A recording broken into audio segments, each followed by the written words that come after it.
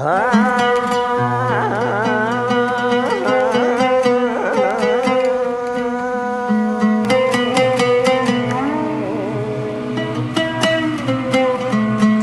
Allah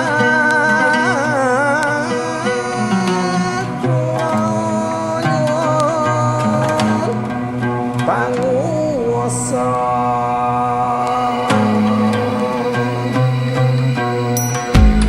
kangge nyirnake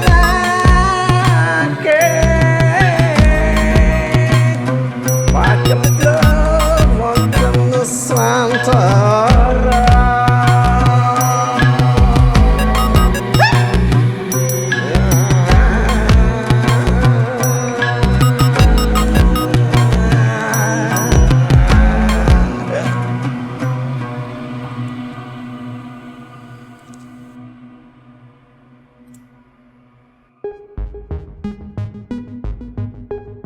Bersyukur, satu hal yang bisa saya petik pertama adalah bersyukur dari kejadian yang ada sekarang ini.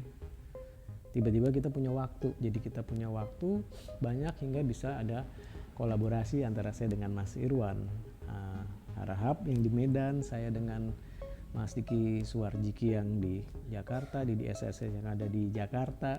Sementara saya dengan di SSS ini sudah 37 tahun nggak pernah ketemu, nggak pernah main bareng, nggak pernah kerja bareng di musik. Terus ada Neta yang di Jakarta, saya ke posisi sekarang sedang ada di Klaten, teman-teman. Dan banyak hal yang bisa disyukuri. Kita menjadi, dari sisi saya pribadi ya, saya ngeliat saya di sisi musik tuh saya hanya membawa peralatan kerja sedikit, seefisien mungkin saat itu. Dari saya nggak bawa, semuanya ada di Jakarta. Software juga membawa seperlunya, hanya dengan laptop dan gadget-gadget, tapi akhirnya saya bisa kerja memaksimalkan gadget yang ada. Saya bisa kerja, saya bisa kolaborasi dengan macam-macam teman. Ada pemain suling, ada pemain flute yang tinggalnya di Jogja. Jogja ada 2 orang, terus ada electronic band instrumen di Brisbane di Australia. Banyak lagi, ada belasan orang, ada Mas Indro Arjo Dikoro juga. Dan saya bersyukur malah bisa memaksimalkan gadget itu sendiri. Saya bisa jadi belajar editing lebih dalam lagi di gadget yang ada. Kita menjadi lebih akrab sama keluarga, kita menjadi lebih dekat, kita menjadi komunikasi lebih. Setiap hari bertemu semuanya di rumah, semuanya kerja bareng, belajar bareng, kerja juga di rumah. Jadi kita komunikasi menjadi lebih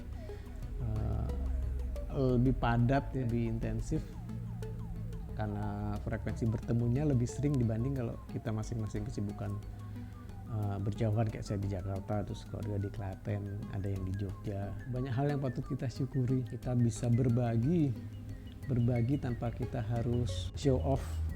Kita bisa berbagi dengan siapapun, dengan jumlah yang juga tidak ada yang menentukan apa yang kita bagi dan berapa jumlahnya, dan kita tanpa harus show off.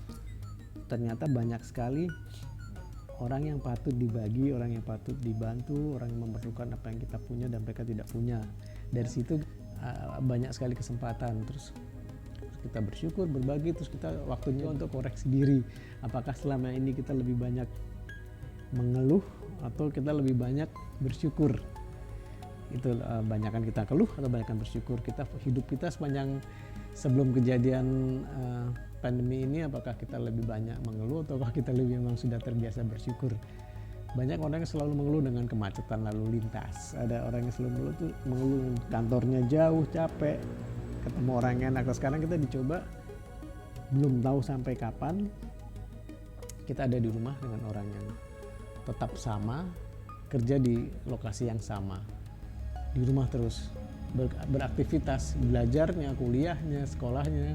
Jadi buat orang-orang lain mungkin yang terbiasa mengeluh kemacetan, terbiasa mengeluh kondisi lalu lintas di jalan, ini saatnya apakah kita harus bersyukur atau kita tetap mengeluh? Bahwa selama ini kita rajin mengeluh atau rajin bersyukur. Jadi ada koreksi diri, bersyukur, berbagi, selalu ingat untuk berbagi. Ada orang lain yang tidak memiliki apa yang kita punya, apa saja bisa kita bagi, apakah dalam bentuk hiburan, dalam bentuk komedi, dalam bentuk sembako, dalam bentuk ilmu, apapun pengetahuan yang kita miliki, kalau kita bisa share, kita bisa bagi, kita bagikan aja. Yang keempat justru saya ngeliat sudut pandang. Kita selama ini selalu berpikir bahwa kacamata adalah kacamata kita, kacamata manusia. Kenapa kita nggak berpikir kacamata alam, bahwa kita adalah virus itu sendiri, manusia adalah virusnya bagi alam. Buat alam sendiri, mungkin kitalah yang virus itu. Kita yang rajin, sebagian dari kita rajin sekali ngerusak alam dengan caranya masing-masing. Apakah itu dengan terlalu banyak memakai plastik dan mengumbar plastik buat segala hal kemasan, membuangnya sembarangan pula, dan kita banyak memakai barang-barang yang tidak bisa didaur ulang. Cara kita alam, terus kita dengan seenaknya menebang pohon dengan dalih macam-macam lah, lomba formula atau banyak, mungkin buat kertas atau buat industri apapun, dan kita tidak punya tanggung jawab untuk mengembalikan alam. Kita tidak pernah berbagi hasil, tidak pernah ada bagi keuntungan terhadap alam. Ya, kitalah virus itu sendiri yang pada akhirnya mulai berapa hari ini kita sudah stay at home, dan kita sudah diam di rumah, belajar semua dari rumah, kerja di rumah, mulai kelihatan kan bahwa polusi itu berkurang, terus katanya penyu kura-kura juga mulai banyak keluar, dan keseimbangan itu mungkin mulai terasakan setelah manusia itu sendiri sebagai predator tidak banyak keluar. Jadi ini adalah, saya melihatnya seleksi alam. Saya tidak peduli dan tidak begitu peduli dengan edaran-edaran di WA yang mengatakan bahwa ini adalah virus mutasi genetik ciptaan negara A dengan tujuan apapun. Jadi bisa mungkin benar, bisa juga kan tidak, bisa juga memang ini semua hikmahnya adalah apa yang bisa kita petik dari pelajaran ini, apa yang bisa kita pelajari dari hal yang terjadi. Memang di lagu mantra yang saya bacakan tadi dengan Mas Irwansyah, saya meminta supaya pagebluk ya, seperti penyakit ya atau apapun itu, mewujudkan sesuatu, menggambarkan sesuatu, hilang dari Nuswantara. Tapi hilangnya ini siapa sih pagebluknya gitu. Pagebluknya itu virus itu, atau bisa jadi virus yang 58% itu, yang kita kenal virus 58% itu, yang selalu mengatakan bahwa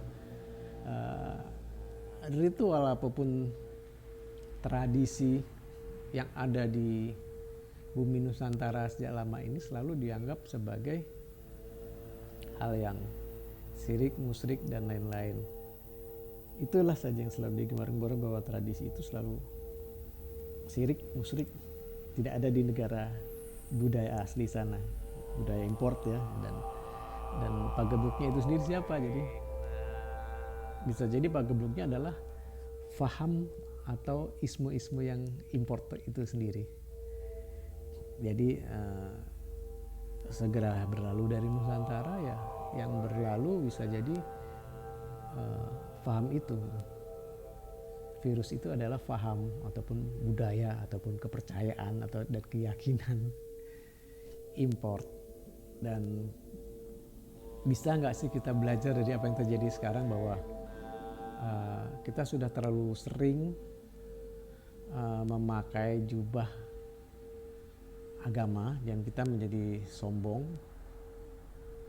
Agama menjadi sebuah kesombongan, bukan sebuah cara, bukan sebuah jalan untuk mendekatkan diri pada Sang Pencipta. Tapi agama sekarang menjadi sebuah kesombongan sebagai lambang dari kekuasaan, dominasi yang bisa mengatur dan turut campur banyak dalam politik maupun di bisnis di negeri kita. Jadi di banyak negara juga masih demikian, dan kita masih terlalu menyombongkan sisi agama dan lupa bahwa agama itu sendiri bukan Tuhan, dan kita sudah terlalu asik menuhankan agama. Itu yang harus kita pelajari, bahwa siapakah virus itu sendiri. Virus itu bisa berupa kita manusia, virus itu sendiri, atau isi kepala kita, pola pikir kita, pola rasa kita, faham kita, agama kita, isme kita, kepercayaan kita, itulah virus itu sendiri. Pada saat kita merasa apa yang kita katakan, paham kita yang paling benar, itulah virus itu sendiri. Salam damai, salam damai, salam cahaya.